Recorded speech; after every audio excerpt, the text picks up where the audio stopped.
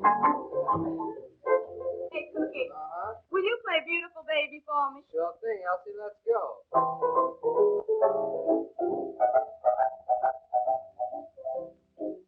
You must have been a beautiful baby.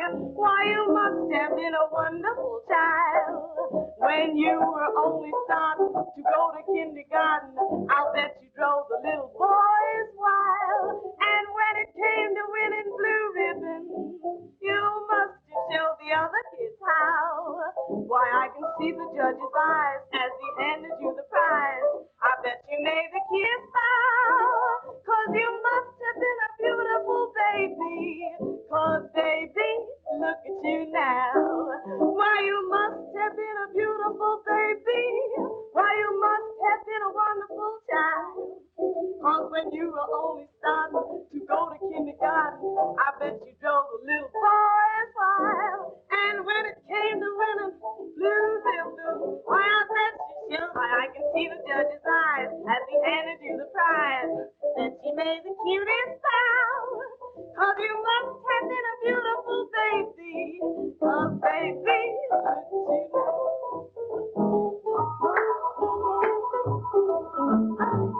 Sing it, boys.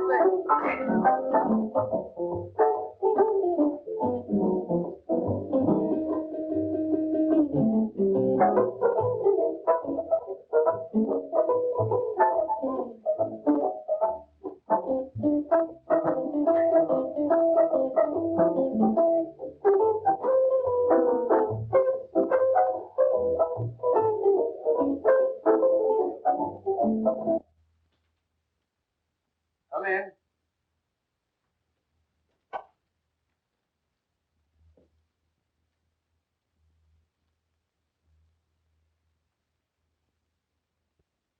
Hello, Elizabeth. What's on your mind? Heavens. What have you been doing? Hijacking somebody? May I sit down? By all means. There you are. Now. Well, who from? How come? And what for? Tony Guido and Nick Cavelli. I smell trouble. Their gang just pulled a big job. The peacock robbery. Smells like one of their jobs. They keep me on the anxious seat, all right. Well, what do they want? A little party in the private apartment upstairs after the joint closes tonight. That's easy. It's for rent for such purposes. With a half dozen of our girls to entertain them, including Elsie. That's what I was expecting. And what I feared. There goes the big dough. With 300 more on the line on delivery of Elsie. $500 gone with the wind. You know she won't go, so Because I want the place to make money. Why do you let her kid you? Would you want us to kid ourselves? Nonsense. You're paying a handsome manager to look after such things, aren't you? It's $200 without her, $500 with her. $300 ought to be enough to get you to make that manager do his duty. $500 is almost enough to make me use a gun. But I don't think they could persuade that girl to go up to that apartment if they offered her 10 times that much. It's amazing to me how you let that pair play you. If you had the right kind of manager, you'd soon see how quickly Elsie'd be persuaded to sit in on these parties. Darn it, why rub it in? The girl is 100% for the joint for what she's been hired for. No. I just can't tell any girl to do what I know isn't just right or get out. I'm a gangster, but I still haven't sunk that low. Rats. If you'll make my brother manager, I'll guarantee that Elsie Bellwood will be doing just what the joint wants her to do in 10 days or... Nothing doing, Elizabeth. I beat up men. I'll never win for getting rough with a woman.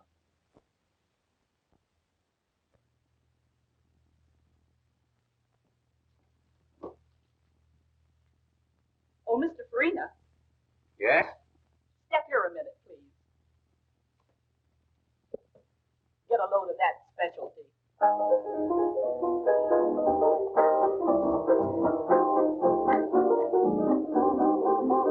Some of these days, babe, you're gonna miss me, honey. Some of these days, babe, you're gonna feel so lonely. You're gonna miss my hugging. You're gonna miss my kissing. You're gonna miss me, baby. When I'm gone away, you're gonna feel so lonely, baby. Just for me only. For you know, baby, you done had your day. And if you leave me, you know you're gonna grieve me. You're gonna miss your little brown skin chocolate drop mama some of these. You're gonna miss me. You're gonna miss me? You're gonna miss me. Ow. What is that? Watch it, boys. You're gonna miss your little brown skin chocolate drop mama some of these days.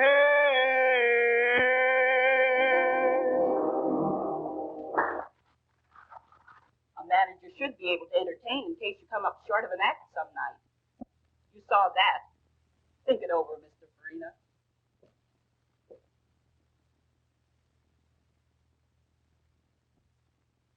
As I started to say, Elsie's a good performer, and they like her. But she's too high-hat. What do you mean, too high-hat? Well, I mean that she should sit in on some of these parties many of our customers are always asking her to. You understand, eh, Hadnot? And, but is that just right? You know that Nell Elwood, she's a good performer. Pleases everybody with her singing and dancing. So don't you think that's quite enough? Of course, but the other girls go in for it, so why not her? That's her business. I hired her to do just what she's doing. If she wants, I couldn't stop her. But if she doesn't... I understand all that. But if we could promise some of them a date with Elsie, hey, many would be willing to spend more dough. As I said, that's up to Elsie. But you mustn't expect me to try to persuade her. And I hope, too, that the Poodle Dog Cafe hasn't sunk so low until a decent girl can't work here. Don't be so arbitrary, Hadnot. Many of the people who come here call themselves slumming. And if they want to date up a few of the girls for a little party afterwards, it means more dough for the joint. You understand? Of course I do, Farina. They do it right along. But you were speaking about Miss Bellwood. And I merely said that if she doesn't want to go out on any, I'm not going to argue and abuse her about it. Good evening, Mr. Grady. What's the matter? Oh, nothing much. I was just trying to show Hadnot that if Elsie would consent to sit in on some of these parties, it would help the business. Of course it would. What did Hadnot say about it? He said it was up to her. Well, he should make her. Who is she if she can't help us make more money? The other girls are always willing. That's what I try to show him. But all I could get is, it's up to her. I'll talk to Hadnot myself. Oh, Mr. Hadnot. Yes? Will you please step in here a moment? Of course.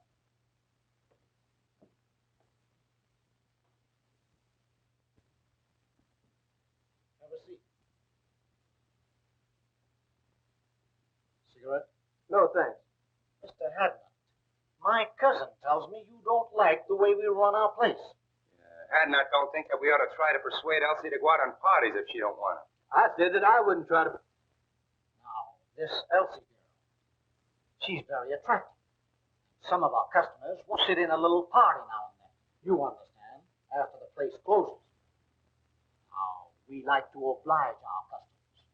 So we think that you should... Listen, Mr. Grady, your partner and I have just party. It's up to her. But I hired her to sing and dance here in the place, not to go out on private parties. Now, if you want to try to persuade her to, that's your business, but I won't. Oh, you won't, eh? Well, what do you think we got you hired for besides managing the place?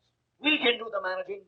That is, you know the girls better than we do. You talk the same language. We've been after this girl to help us out a long time. Now we say, you get her to or quit. That's okay by me. Now, Hadnot, you don't have to do that. Let's talk it over. You see, I try to get... Both made your positions very clear. There's no alternative but to do what you want me to or resign. I'm resigning. You get plenty of men in my race to do anything you ask them to. So why waste your time on me? As far as Miss Bellwood's concerned, she's a lady. I have too much respect for her. For myself, to try to persuade her to do what you know and I know is wrong. As to you two, if you had any respect for the unfortunate members of my race, especially the girls who are forced to work here, you wouldn't try to make them do ugly things. But since you haven't, I don't like your attitude. I'm quitting. Good day.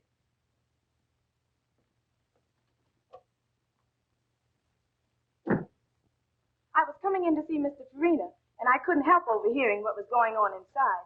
What does he mean?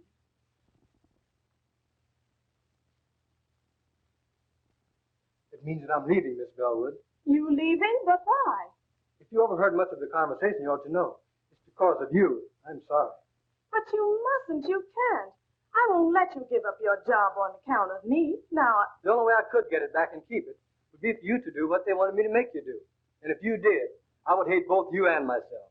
oh, you're so fine and noble. And jobs are scarce.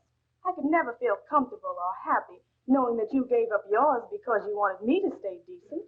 Why, Oh, let's not take it so seriously. I don't belong in that place anyhow. neither do I. If you just must quit, then I will too. You'll do nothing of the kind. There's nothing wrong with your job. And you don't have to change your ways just because some drunken, depraved customer wants to go flying around with you. Meantime, the customers like you. And you're making more money now than it is possible for you to make anywhere else. Forget about me and the cheap job I had. But don't you understand that I understand all about what you want to say. But the fact is, I've been appointed to a job on the detective force. I was going to quit the first of the month anyhow. The prosecuting attorney is anxious to break up the cabaret racket. And their efforts to force you to be bad, whether you want to or not, should be a part of it. Anyway, I've got a better job. So go in there and do your work and keep on being nice. I like you that way.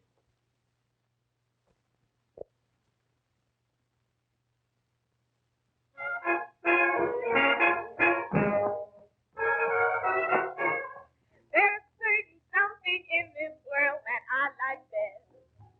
I depend on one thing for my total happiness. No, it isn't money. No, it isn't fame.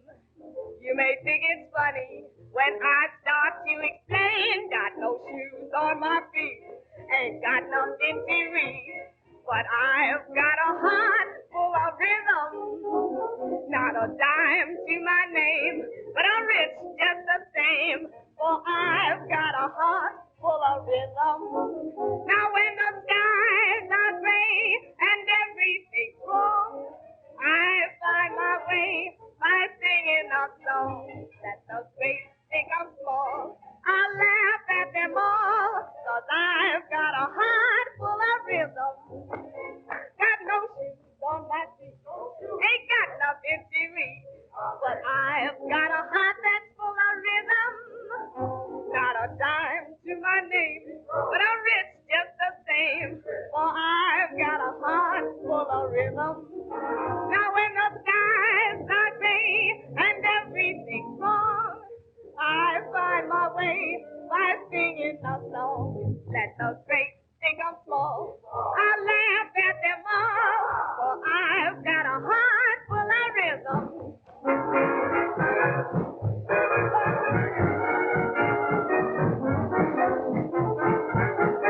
Now let the great think I'm small. I laugh at them all, but I've got a heart full of rhythm.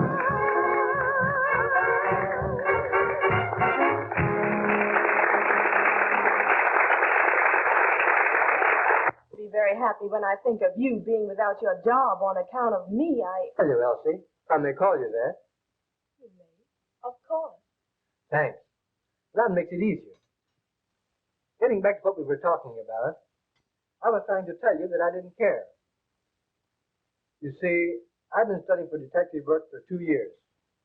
It comes under civil service. I took the examination. Thing is all right. I don't have to worry about a job for me any longer. With a better job, I can do more good.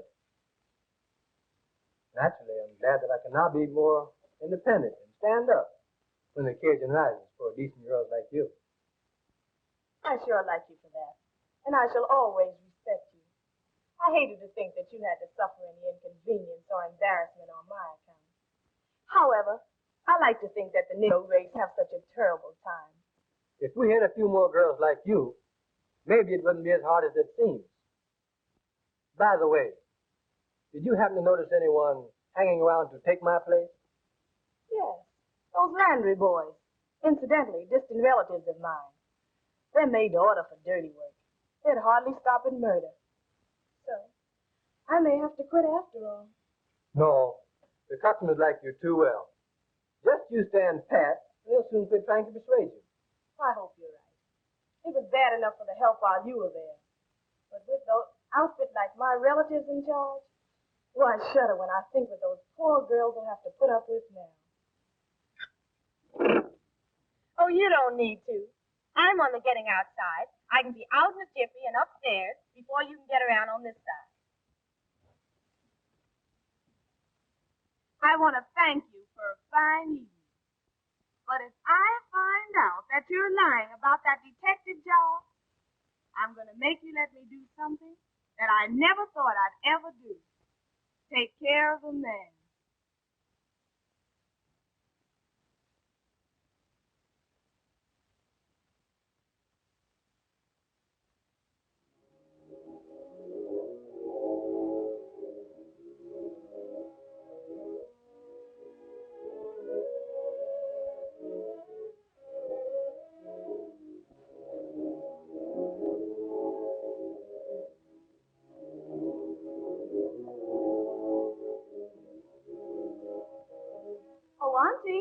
Oh, Auntie, are you asleep?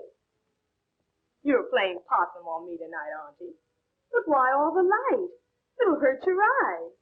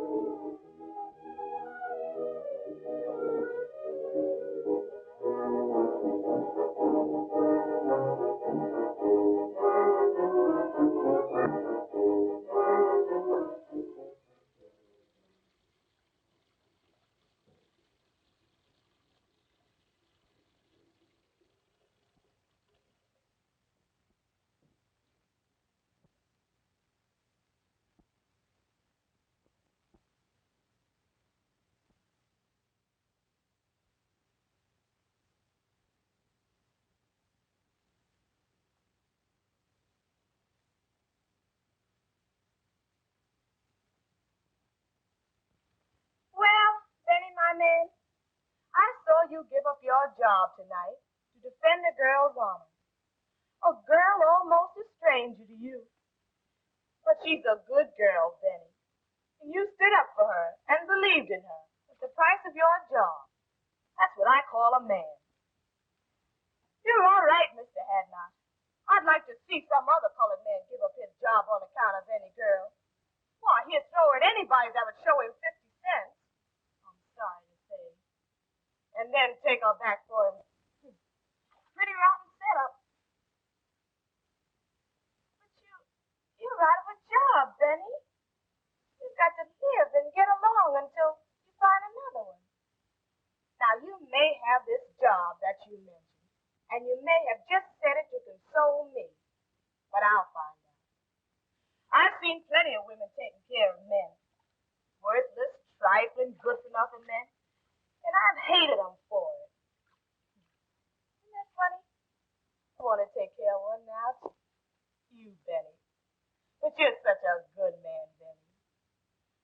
But this is different. You've just got to be all right. I've just got to do this. I want to give you everything that I make and let you give me what you want me to have. Will you promise me you'll do this, dear? It'll make me so happy.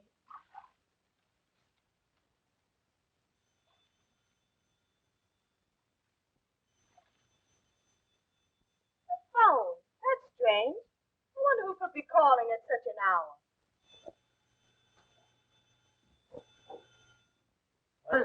What do you say we start the session with a little drink, yes? Okay, boss.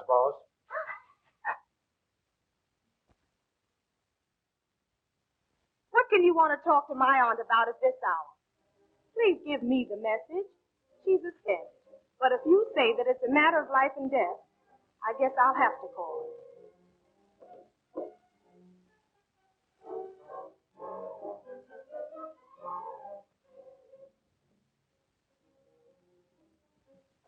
Oh, Auntie.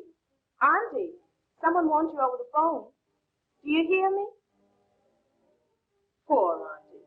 You're tired. I just won't do it. Whoever it is has got to give me the message or wait until you wake up.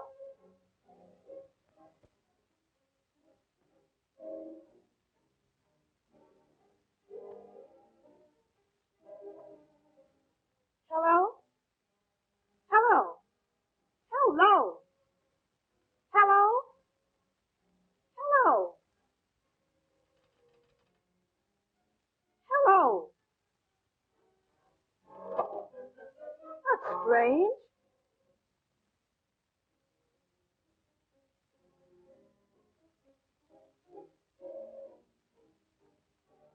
Oh, Auntie. Auntie, wake up. Please wake up.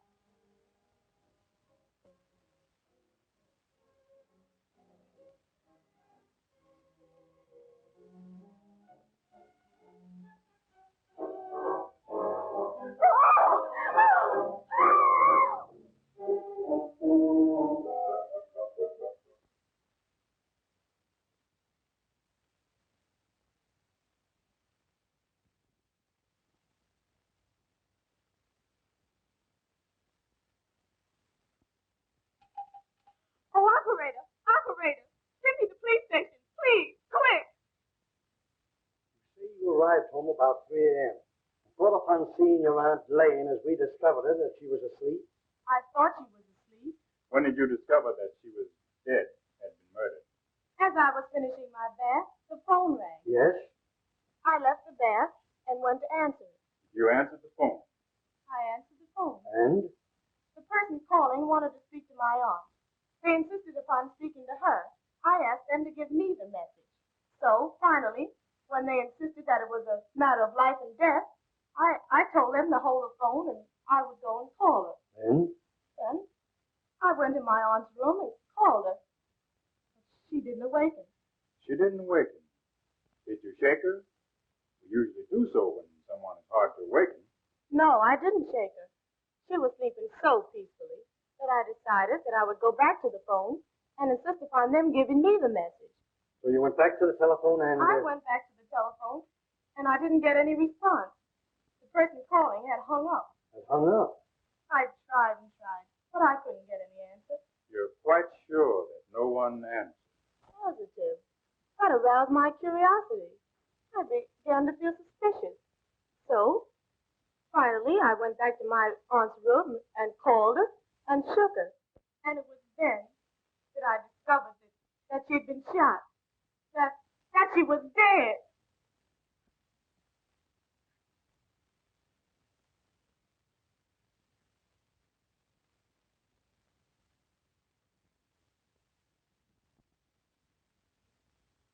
Well, what do you think of her story? Sounds truthful. It does, and it may be.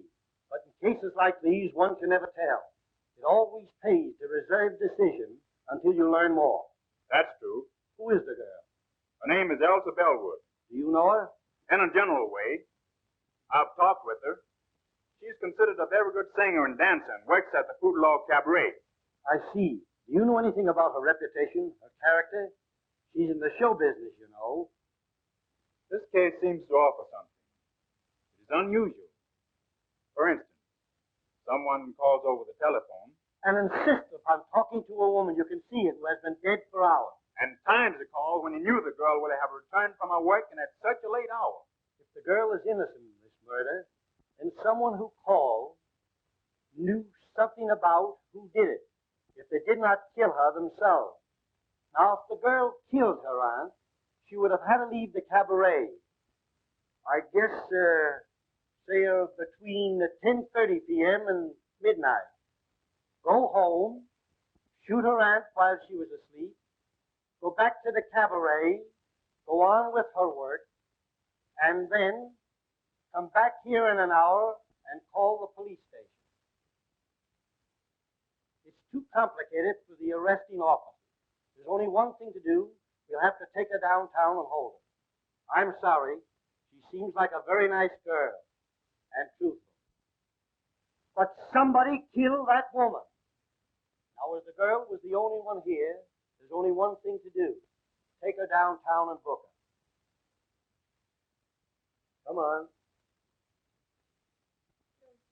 Does this mean that I'm under arrest? I'm awful sorry, but you are. And it means that you're going to lock me up? Put me in jail? Yes, I'm awful sorry. I'm not blaming you. There's been a murder, and the law has got to find out who did it. Well, there's no one else to hold it this time but me. So... If you have an idea who did it... No, not the least. Not the least. Why, I can't imagine anyone wanting to kill my aunt. Poor aunt.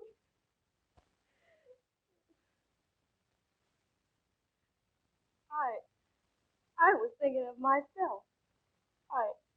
I've never been arrested before. And now they're holding me for something that I don't know anything about.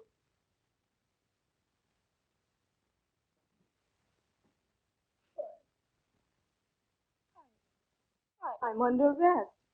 And they're going to put me in jail.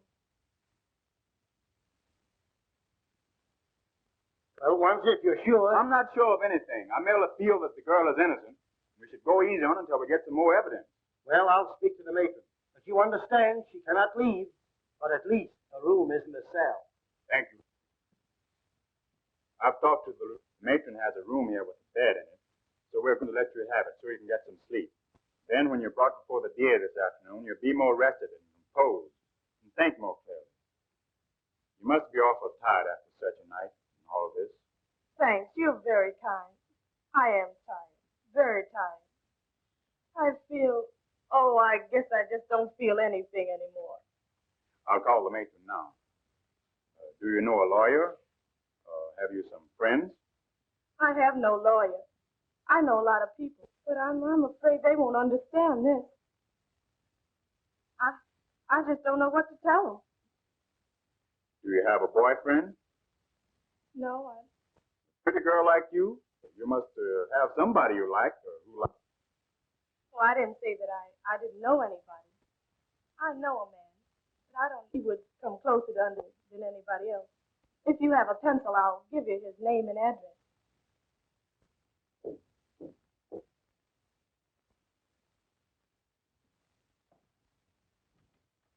Hello, Wanzer. Hello, Adnot. Come in.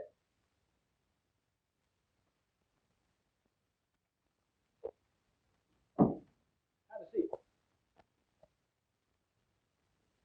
Now, if Miss Bellwood didn't want to go on these private parties, you know what that means. I wouldn't make her go. Say, if I had my way, I'd clean up every cabaret like the Poodlock in this town. I stay so annoyed when I have to look upon other girls forced to put up with all they have to that it just makes my blood boil. Well, that was the trouble, and why I lost my job. Miss Bellwood is a good girl. She's a good performer, and the people like her. So I was thumbs down on making her do anything, other than the work she had been hired to do, for her to hold a job. So that's why I'm out of the Poodle Dog. That's too bad, Hadnot. But what about your appointment to the detective force? That's gone through, and I'm starting to work the first of the month. Good. I'll be glad to welcome you. Thanks. But getting back to the girl, can you imagine her committing a murder? We couldn't even force her to go on a private party. I'm positive that she doesn't know anything about it. But this is the law, so you see what we are up against. Sure, I understand. Well, get your things on and come on down to the station with me, and we'll see what we can do. Of course. I'll be ready in a few minutes. Come in.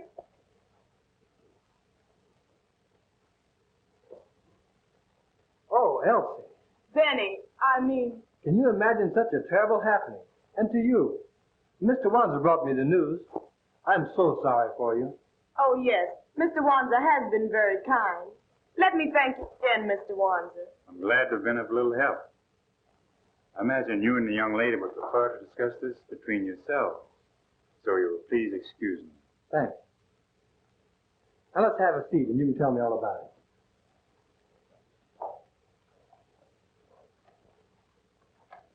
As I understand it, she had been dead several hours when you found her, after your arrival home. Oh, it was too terrible for words. Why, I walked about the house talking to her, at intervals, for about 15 minutes after I and called, or maybe had called, to see if I had returned home.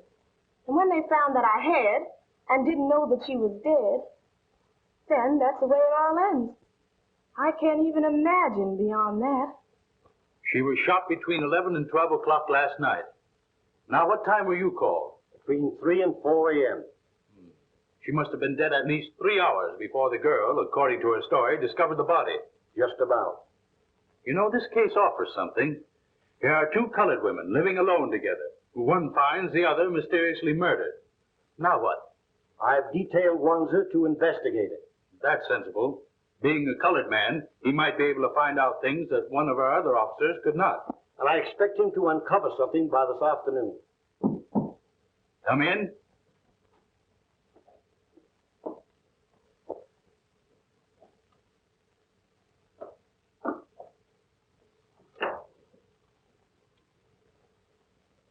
Now tell Mr. Eckert, the district attorney, how you're related to Miss Bellwood and what you know about her aunt.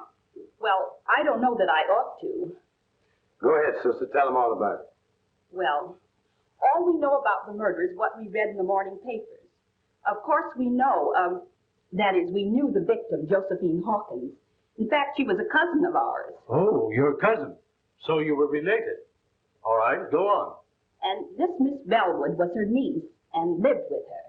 That we have already found out. Miss Bellwood told us that when we went to her house this morning. Of course, I merely mentioned the fact so that you'd understand. Now, what did this Mrs. Hawkins do? How did she live?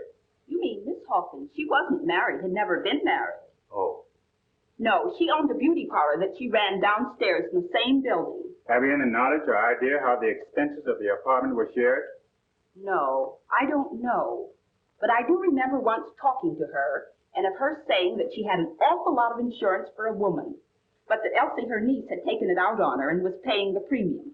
So she was heavily insured, and her niece, whom we are holding here, paid the premiums, even had the insurance taken out. That's what she told me. Just when did she tell you that? Oh, 3 or 4 months ago, I'd say.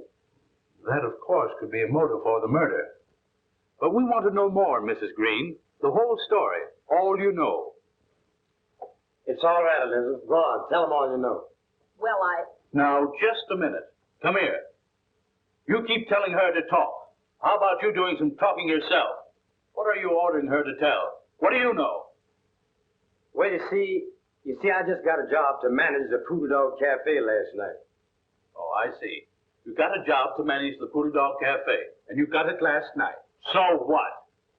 Yes, you must tell all he knows. A murder has been committed, and the law must find the guilty persons. So tell all you know, if anything, about it. Well, we don't know anything much, mister. But you said the murder was committed between 11 and 12 o'clock last night.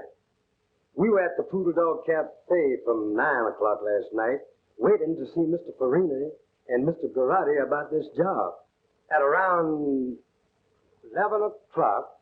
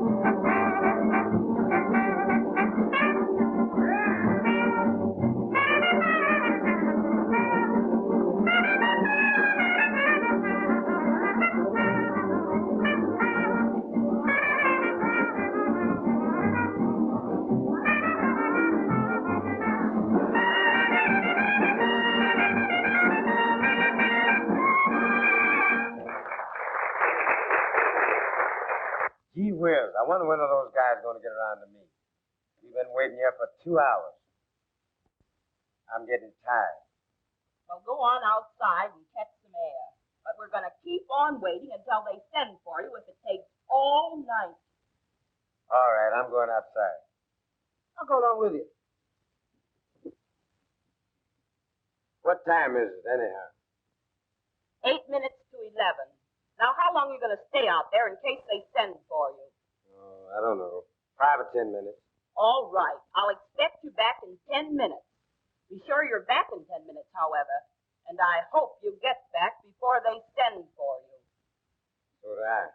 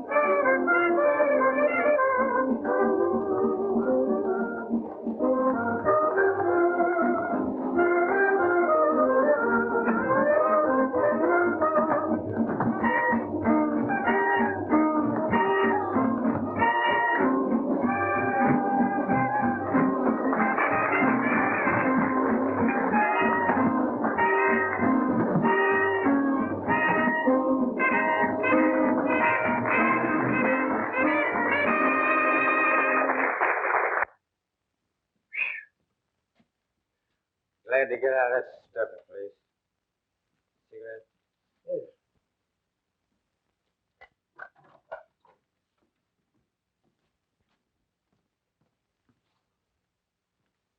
Oh, taxi! Drive me to 1415 Yandy Street, please. Quick! I sent my brother back inside and asked him to call me if I was sent for. It was pleasant outside, and I hung around half an hour. It was perhaps 25 or 30 minutes later when...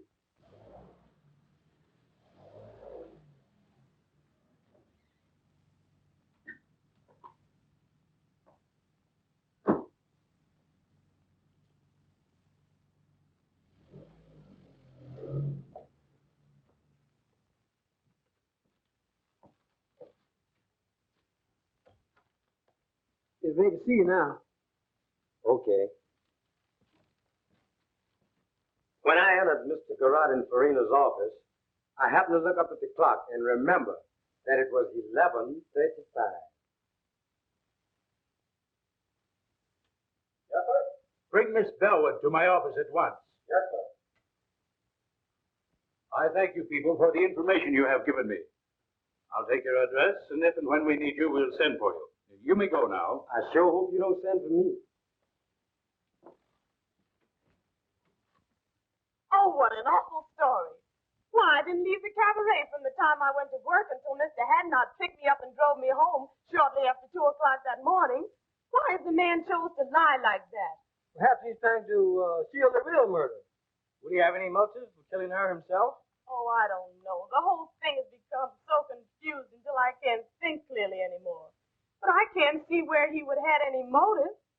And why are they trying to put it on me? These cousins of your aunt seem to have hated her, or you both. Can you prove that you didn't leave the place at the time he said you did? I'll try to.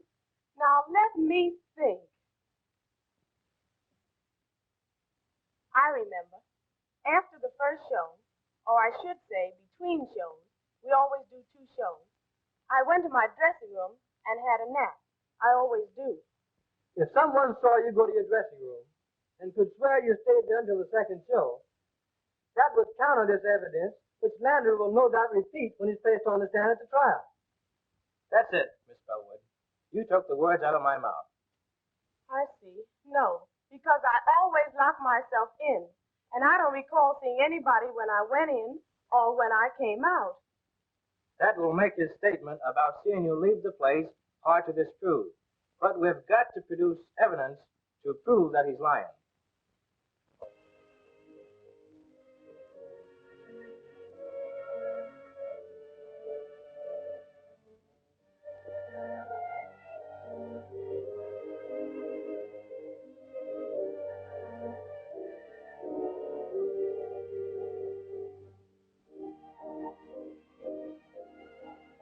Darling. There's no use, Benny. Why give me false hope? Just leave me here to slowly succumb to this living death. I want to forget that I was ever born, and that I ever had any hope, and that I was ever a free person, once happy and hopeful. I can both understand and appreciate your hopelessness and despair, Elsie. But I want to tell you, dear, that I love you, have loved you long before you even knew it, and that I've dedicated my life to righting this great wrong and setting you free. Since you didn't kill your auntie, somebody else did. So you see, I must ultimately succeed, and I will succeed. Oh, what you say sounds so beautiful, Benny. But I'm only a convict now, and I shall always be pointed out as a convict. You're a victim of circumstances, Elsie. And you're not the first person to suffer this misfortune. When the guilty persons are brought to justice, you'll be a martyr, and no person can point a finger of guilt or scorn at you. I'm going to help you, dear, but you must help me to enable me to help you. Help you, Benny? How can I? Easily and simply. I believe Mrs. Green and her brothers either killed your aunt or hired somebody to do it. At least know who did. Either way, the truth is not before very long. Some Negro mixed up in this is going to talk. They always talk, and they can never keep a secret, especially one so important as a murder. Maybe. But why haven't they talked? They know. Don't you catch my point, dear? You had to be convicted first. They've kept so busy telling lies to put you here that they couldn't start talking up to now. But with you convicted and here in prison, they'll soon relax. They'll think they've been smart in putting you here and don't know enough to realize that you can be gotten out. Their first move now will be to try to get the insurance money. I'll bet I'll be able to write you in less than a week if they've made application for it. I love you, dear. You're my great incentive. Kiss me.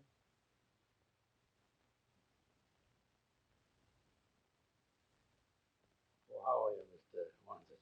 Would you have a chance? Sit down here. You told me once that Mrs. Green's husband had been in love with your aunt many years before, back in the South. And he loved her dearly.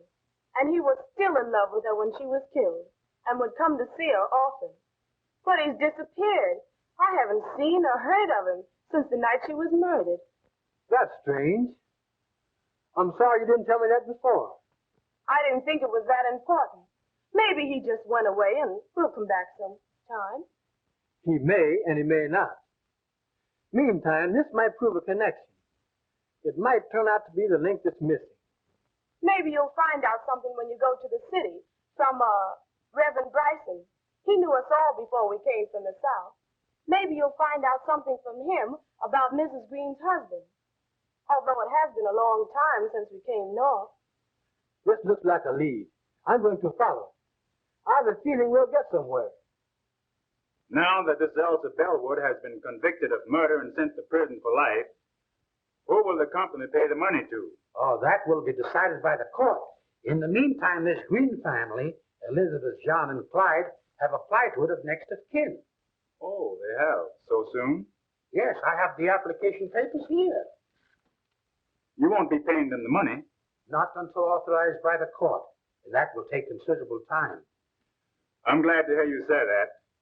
Did they give an impression when they filed the application that they understood it would be some time before the matter would be settled? Since you come to speak of it, I think that will be settled very shortly.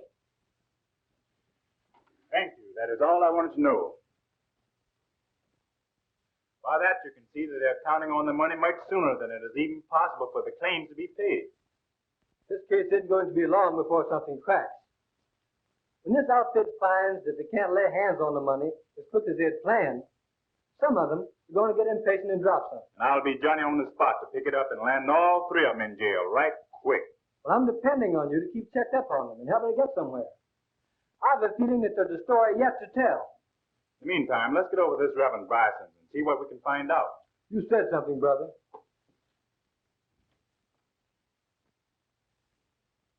Be seated, gentlemen.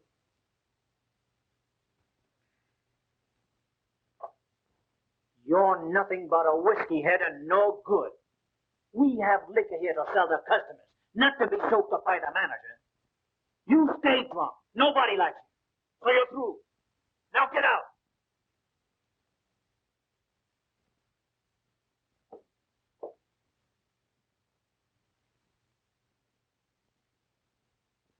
Yes, I know everybody that's involved in this unfortunate affair.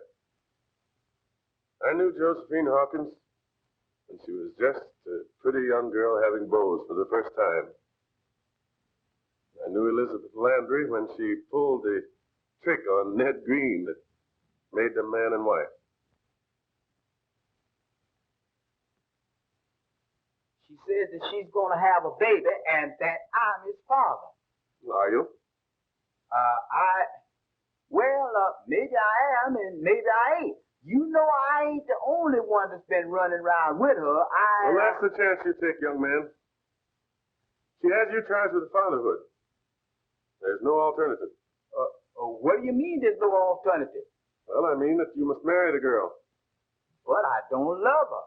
Never did and never will. You know who my girl is. You know who I've been going around with. And I ain't afraid to tell you that I love Josephine Hawkins.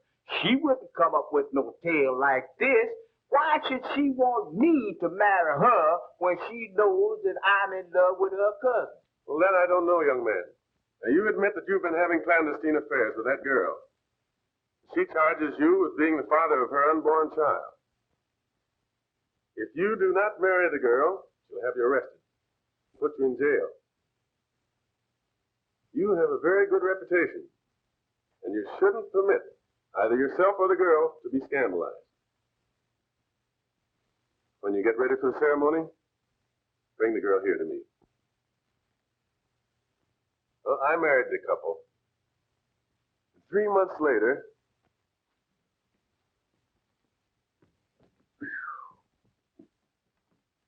she lied. She's no more to become a mother than you are. She tricked me into marrying her, the dirtiest trick a woman could pull on a man. That's why I came to you to find out what could be done about it.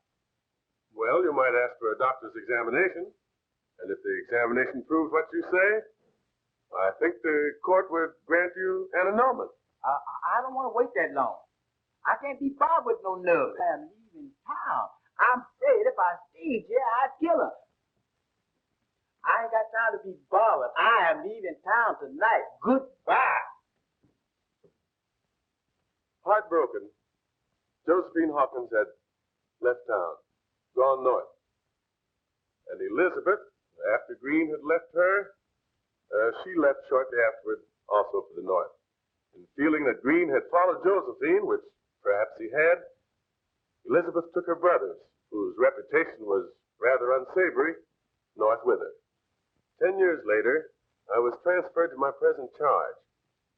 And when I came here, I learned that under the threat of death, Elizabeth's brothers had virtually forced Green to live with her.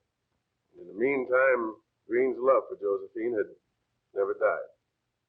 And he insisted upon seeing her whenever he had a chance. I think you have given us the key, Doctor, to the missing link in this tragedy. And we'll start from here and run this thing down. You can bet.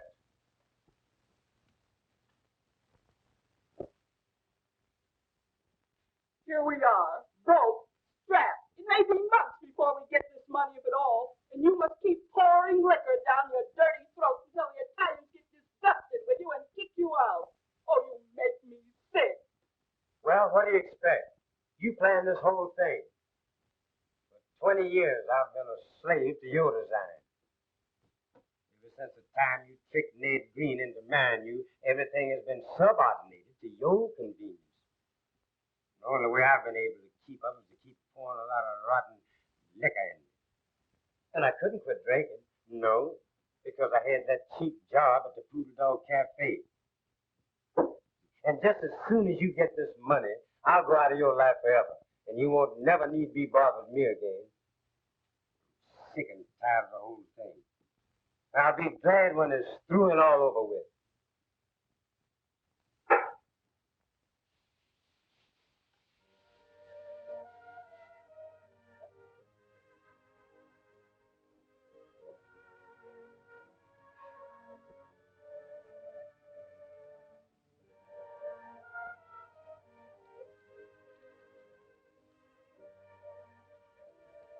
Dearest Elsie, we're getting somewhere. Very soon the case will be cracked wide open and you'll be free. In the meantime, now and always, dear one, that I love you. Love you. Benjamin.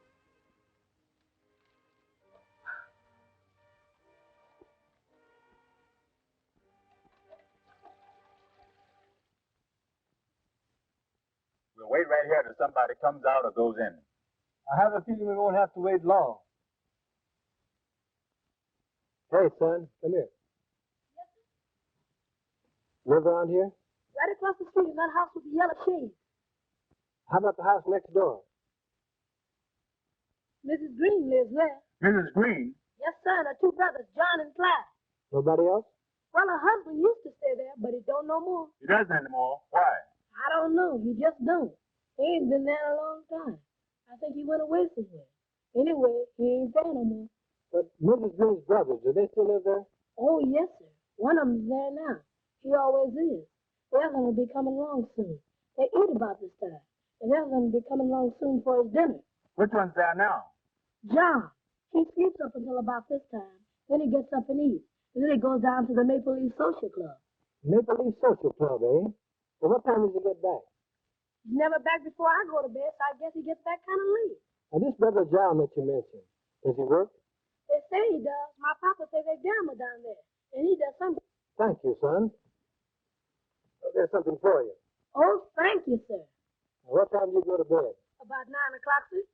About 9 o'clock. I see. How would you like to meet us, say, right here at 8 o'clock? We want you to carry a note. We'll give you another quarter. Oh, I'll be glad to, sir. Right here at 8 o'clock. Right here at 8 o'clock. But remember, don't tell anybody. We won't be able to meet you and give you that other quarter. Oh, I know how to keep my mouth shut. I'm studying to be a G-man. I won't tell nobody. Be sure that you don't. You can go now and meet us back here at 8 o'clock. At 8 o'clock, don't tell nobody. I'll get you, mister. Goodbye. What's the idea, anyhow? I want to have a little talk with Brother John. A little private talk, and I need the boy to help me to arrange it. Let's go down to Morrison now for a glass of beer, and I'll tell you the rest when we get there. Now, that's the way we work it. Sir, that's a clever plan to thought up all by yourself. Why didn't you think of it before? And why did Napoleon think of airplanes and howitzers? He could have really conquered your friend. You go load the men into 2 cars and stop in the next block. You don't need to know what we're doing until we're doing it. I got you, Steve. Now, when I drive up, be sure and have your hand on your gun and be ready to get in the car and truck it. Understand? I got you twice. Okay, now go in.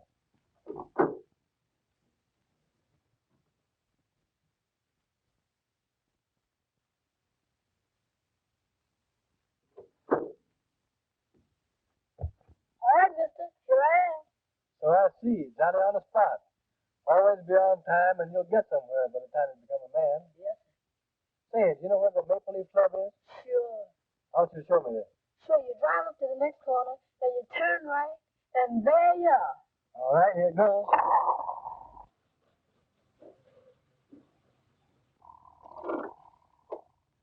That's the club there, mister. Yeah? Well, go in there and see this man, John, and tell him that his brother wants to see him down there right away. Understand? Yes, sir. When you bring him here, I'll give you the other quarter. Now, when he's sitting here by me, you come around on this side of the car, and I'll flip it to you easy like. Yes, sir. Now, if you do just as I say and keep your mouth shut, it may be 2 quarters or half a dollar that I'll be giving you. Yes, sir. You can go now.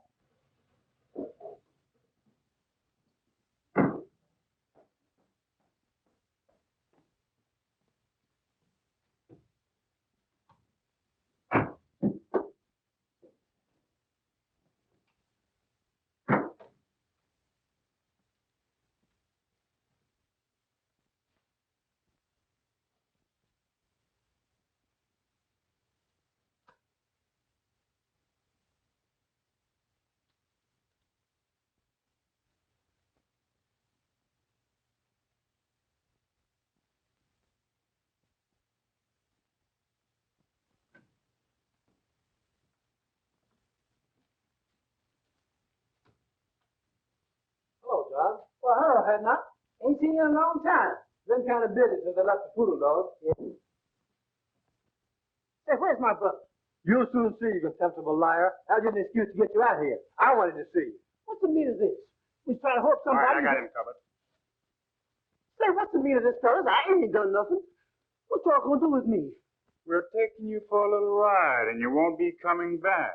I ain't coming back. How come? Ever heard of Tolston Manor? You mean that haunted house way out there on Toasting Point? Yeah. What's that got to do with me? We're taking you there. For a little seance with the ghost of the manor. Not if I knows anything about it. Oh, no, my good fellow. Not only are we taking you there, we are going to tie you up and leave you there to starve to death and die. You've been telling lies and have done an innocent person a grave wrong. So we're going to take you up to meet the ghost of Tolston Manor and all his imp ghosts, after which you die. Oh, Lordy. Come on. Say, what's the Come on. What y'all gonna do with me? I ain't done nothing. Get on it. Come on.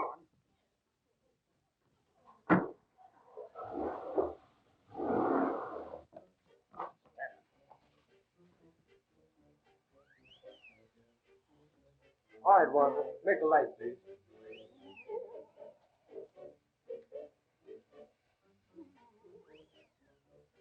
Ghost, working by book control.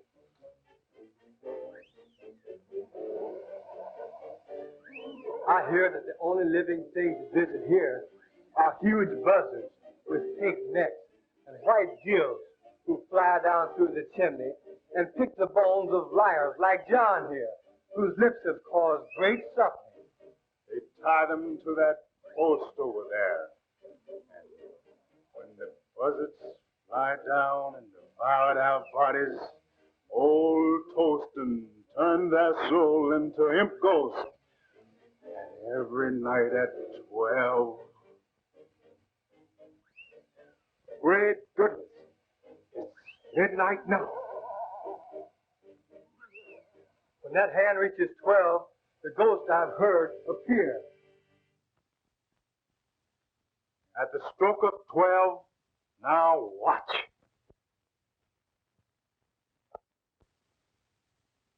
Well, that settles it. The party's over for a while, so we'll tie John up and leave him here and... Oh, please, man, please don't. Of course, if you care to do a little talking, tell us who killed Josephine Hawkins. We might decide to wait a while. If you promise them hands won't come back, I'll tell you anything, everything. Just don't leave me here. You're such a rotten, dirty liar until I hesitate to believe anything you say. You swore in court under oath, so how do you expect us to believe you out here? But I'll tell you why we brought you here, and why we're going to leave you here with these ghosts. You killed Josephine Hawkins. I killed who? Josephine Hawkins! And you lied about Miss Bellwood when you swore she left the cabaret, went home, and shot her aunt. I didn't. What do you mean? I means I didn't lie about Miss Bellwood. So did my brother. But I didn't kill her aunt. Neither did my brother. I don't believe you. We're going to tie you up and leave you here for the dirty lies you told on that poor innocent girl. We didn't kill her. I swears we didn't. But we did lie about seeing Miss Bellwood. And if you won't leave me here, I'll tell you all about it. Well, what do you think about it? Oh, I wouldn't believe this guy on a stack of Bibles. I don't see any use in wasting more time listening to this dirty liar. For if he'd lie enough to put an innocent girl into the penitentiary, we certainly can't afford to listen to him now. Please, man, won't you give me a chance? I didn't kill my cousin, but I did lie about her. I admit that, and if you promise you won't leave me here, I'll tell you all about how it was done. Shut up, you lying skunk. I don't heard you say. Wait a minute. After all, we can listen to his story, and if we still don't believe it, we can tie him up and leave him here. Oh, well, if you insist. All right, you rascal. But the moment I'm convinced that you're lying, we're going to tie you up and leave you here. I thank you, mister. I ain't gonna lie. You can keep me until you prove everything I said. All right. We're going to listen to your story. But we warn you that the moment it begins to sound fishy, it ends. And right here you stay. I'm going to tell you the whole story. And ain't one word of it's going to be a lie. All right. Start from the beginning. Way back in the South, before any of you came north. Yes, sir. I sure will. Well, it started like this. My sister Elizabeth took Ned Green into marrying her. He was going with my cousin Josephine and was planning to marry her. But when Green learned the truth, he hauled off and left her and came north. Josie found out somehow Green was mad, so she hauled off and left too. My sister then followed Ned up north and brought me and my brother along with her. And lo and behold, she found Ned up here chasing around after Josie. That made her mad. So she had us go get him and scare him into living with her again. He tried to, poor fellow, but he just couldn't get along somehow. You see, Ned was still in love with Josie and was always slipping out and seeing her. Then, just before the murder, You've made a slave out of me all of my life. Why don't you let me be and give me a divorce so I can go and marry Josie? You know I love Josie and have loved her always. We would have been happy if it hadn't been for your lying lips. I'll not let you alone. And I dare you to try to get a divorce. If you even as much as start to try, I'll have my brothers break your ugly neck. Same thing, year after year, the same thing. Well, you ain't never made me love you, and I ain't gonna try no longer. I'm leaving you for good, and I'm going to Josie. And if she won't run away and live with me, I'll steal into the house some night and kill her, shoot her in the head, then kill myself. That's what I'm going to do.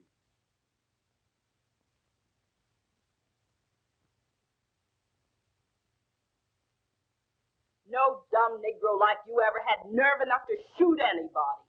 And as for killing yourself, you make me laugh. but my sister was mistaken that time.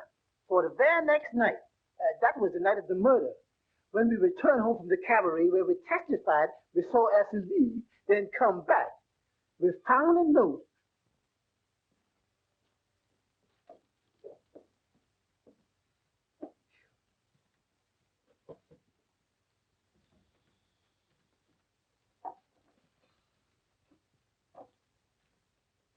Hey, sis, where's the bottle? What about a little drink? Oh, go chase yourself. You've had enough liquor tonight.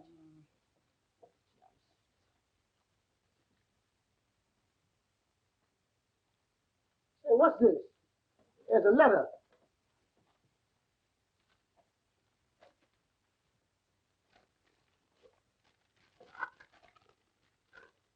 To my wife, I have done it.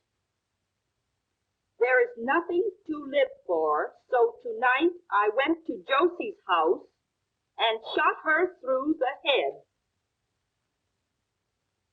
while she slept and turned on the light so her soul could find the way to heaven. With Josie dead, when you find this note, I will be dead too. I am going to tie a rock around my neck and jump off Tyndall's Bridge.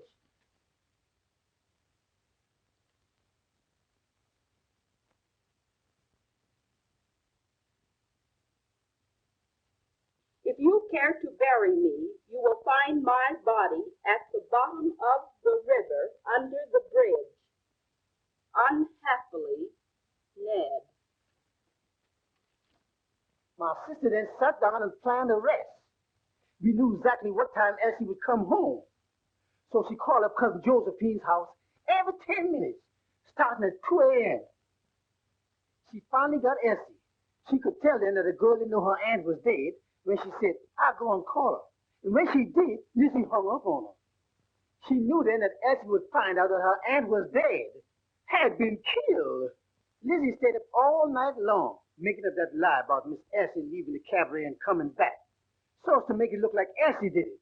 Then she rehearsed me and Clyde on how to tell it. We were scared they would mix us up. All the time we was at the district attorney's office, Lizzie kept on pinching me and Clyde to make us tell it like she rehearsed it. You see, she was after that insurance money, and she figured if she could get Essie convicted, why, she'd get it. Well, what do you think of it? Well, I guess we'll put him under arrest while we check on his story. And if we find Green's body... That'll reopen the case and set Miss Bellwood free. All right, fella. We're calling the party off. Taking you back to town and locking you up until we can see if your story is true. Let's get going.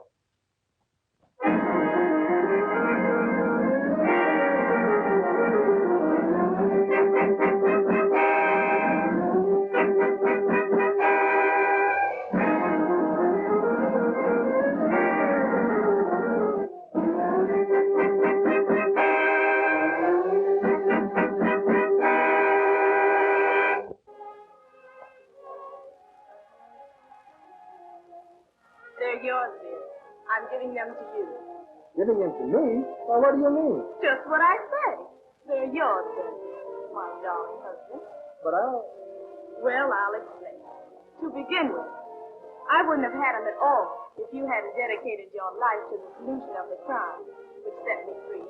And next, for some strange reason, when I thought that you had lost your job on my account, I developed a name to give you my money, to take care of you if need be, until you got another job.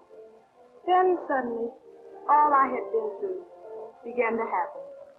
You saved me, you loved me, and you married. And I love you. Now, after all this, if you want to make me happy, please take these checks, $15,000 worth, and do whatever you want to do with it. Will you promise me, dear? such a peculiar request, such a strange desire.